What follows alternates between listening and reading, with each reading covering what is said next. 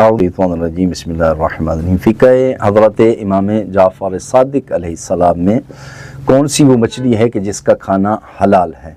समंदर में रहने वाली तमाम मछलियाँ कि जिस मछली के जिस्म पर छिलके हों उनका खाना हलाल है, उनका खाना जायज़ है।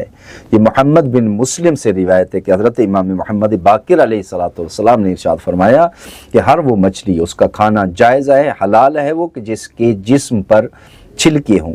जिस जानवर जिस मछली के जिस्म पर छिलके ना हों उसका खाना हलाल नहीं है। पहली शर्त ये है मछली के हलाल होने की। और दूसरी शर्त ये है कि वो मछली पानी से बाहर आकर मरे। अगर कोई पानी के अंदर मरी हुई मछली है तो उसका खाना जायज़ नहीं है।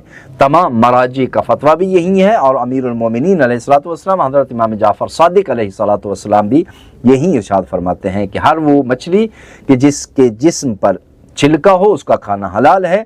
और दूसरी शर्त यह है कि वो मछली पानी से बाहर आकर मरे। इनके अलावा जितनी भी मछलियाँ हैं वो तमाम हराम हैं।